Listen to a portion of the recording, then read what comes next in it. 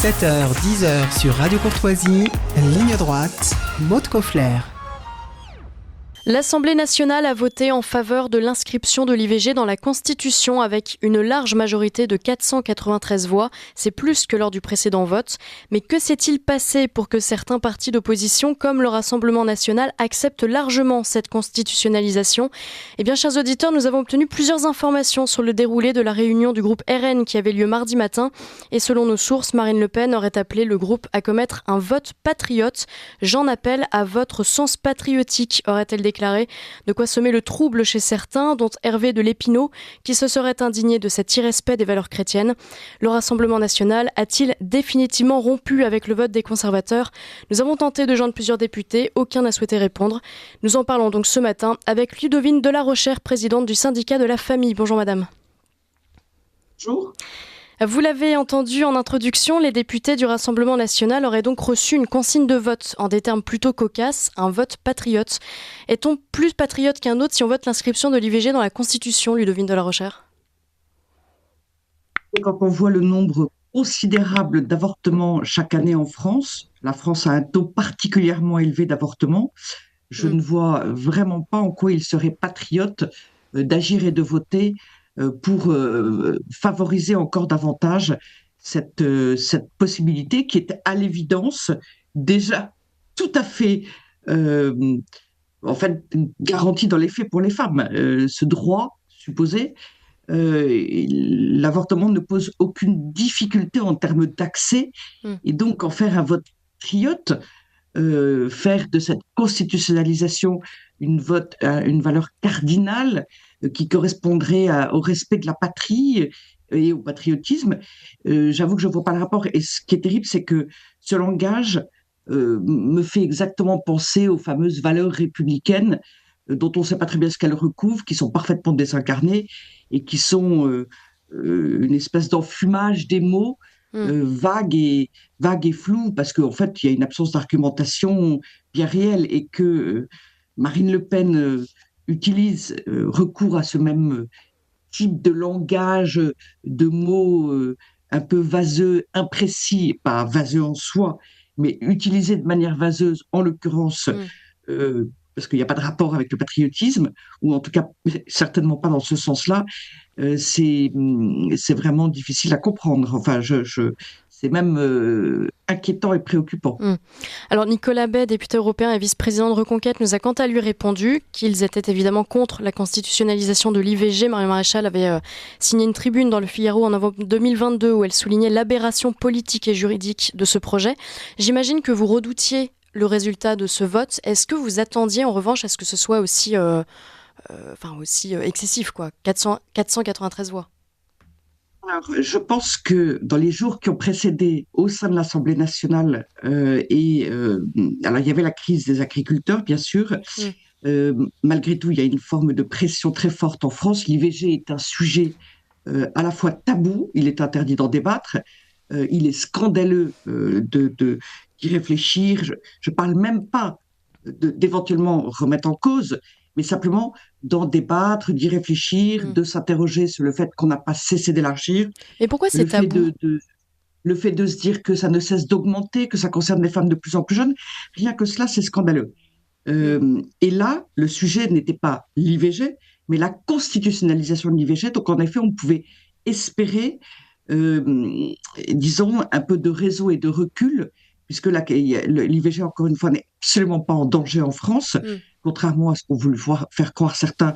Ça date d'ailleurs déjà d'avant la décision américaine. Il n'y a aucun danger sur ce sujet-là. Et donc, on pouvait espérer que des députés, même éventuellement favorables à l'IVG, favorables aux derniers élargissements de la loi, réalisent, ou en tout cas assument de voter pour se dire il n'y a pas besoin de constitutionnalisation. De manière objective, lucide, il n'y a aucun besoin de constitutionnaliser l'IVG. Mais alors, s'il n'y a pas besoin de constitutionnaliser, s'il n'y a pas de danger avec l'IVG, qu'est-ce qui motive ces députés, tous ces politiques, tous ces militants à voter, à encourager la constitutionnalisation ?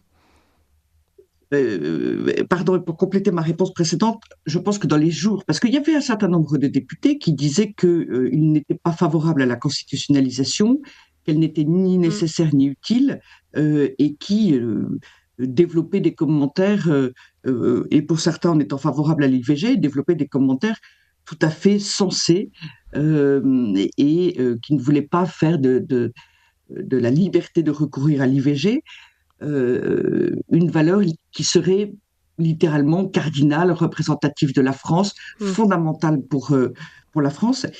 On peut penser que euh, les pressions en interne, les pressions des collègues, une certaine pression en fait des médias, on peut penser qu'un certain nombre ont cédé et ont eu peur d'être pointés du doigt. Et cela veut dire que, à l'inverse, on peut d'autant plus admirer et être euh, plein de gratitude à l'égard des 14 députés LR, des 12 députés RN, des 2 députés non inscrits, qui ont assumé, malgré son contexte, malgré l'ambiance, de voter contre, non pas de s'abstenir, mais bien de voter contre. Voilà, ils ne se sont pas laissés impressionner par la pression. Le sujet de la vie en France, il devrait être aujourd'hui de se battre pour donner aux femmes véritablement la liberté, si elles le souhaitent, si elles vivent des difficultés graves, de ne pas avorter. Si elles ne souhaitent pas avorter, la société devrait les aider, les accompagner, les secourir. Et on sait qu'en France, il y a des centres d'accueil pour les futures mères en difficulté, mais ils ne sont ouverts qu'au bout de 6 mois de grossesse. Ah ouais. D'abord, ils ne sont pas connus du public. Ensuite, ils sont accessibles beaucoup trop tard. Et ce qui est fait est donc totalement insuffisant. Le résultat des courses, si je peux dire, c'est d'avoir un taux d'avortement très élevé. C'est évidemment désolant. L'avortement marque profondément les femmes. Évidemment, n'a rien d'anodin pour ces enfants, puisque ce sont bien des enfants qui sont concernés, et les premiers concernés, quoi qu'on en pense.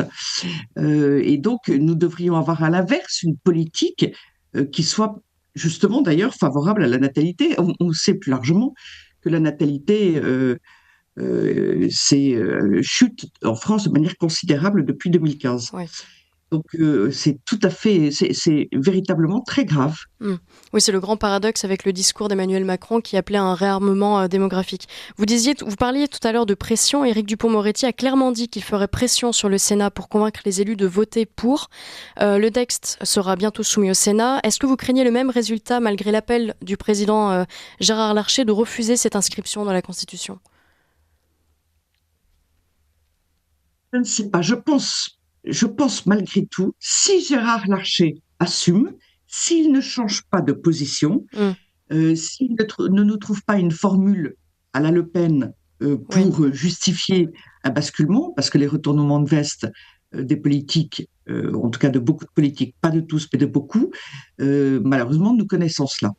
Alors je pense que le Sénat pourrait émettre un vote très différent. Mais les sénateurs n'aiment pas avoir l'image de la Chambre qui est conservatrice, prétendument dépassée, ringarde, réactionnaire, etc. Véritablement, sur l'IVG, depuis des années et des années, les féministes, et encore plus fortement les néo-féministes et le wokisme, ont donné une image terrible à tout ce qui concerne l'IVG. Mais je voudrais insister sur le fait que dans le cadre de cette constitutionnalisation, il y a une question fondamentale qui est la liberté de conscience. La liberté de conscience des médecins, des sages-femmes, du personnel soignant, des internes en médecine, parce que il y a aussi ceux qui sont encore étudiants et dont on profite pour faire des actes que personne n'a envie de faire, ou en tout cas une très grande majorité n'aiment pas pratiquer, ou voire se refusent à pratiquer. C'est un acte terrible à pratiquer. Et quand on parle c'est comme dans bien d'autres domaines, mon choix, mon projet, mon droit, mais on met en cause d'autres personnes. Et cette éventuelle constitutionnalisation, elle n'évoque pas la liberté de conscience, et elle ne souligne pas, elle n'indique pas si elle sera bien respectée, reconnue. Et ça, c'est un autre point très, très important de cette question de la constitutionnalisation de l'IVG. Alors je rappelle que les sénateurs avaient d'abord dit non en octobre 2022, puis oui en février 2023. Ludovine de la Rochère, quels sont vos principaux alliés politiques aujourd'hui, les alliés politiques du syndicat de la famille, puisqu'on ne peut plus vraiment compter sur une grosse partie de la droite, en tout cas chez les parlementaires. Aujourd'hui, sur qui vous appuyez-vous pour porter vos valeurs ? Pardon, je fais un tout petit retour en arrière à propos du Sénat. Allez-y. Le Sénat avait changé de vote parce que, au prétexte d'avoir changé la formulation de cet article, et c'est vrai que la formulation n'est pas la même que celle qui était d'abord proposée, et le motif supposé était de la technique politicienne et législative, qui consistait à dire on va mettre une formulation différente, du coup l'Assemblée nationale ne va pas être d'accord, du coup le texte va faire des allers-retours et donc ça ne fonctionnera pas parce qu'il y a des délais imposés et ce sera un échec. Bon, le fait est que ça n'est pas vrai.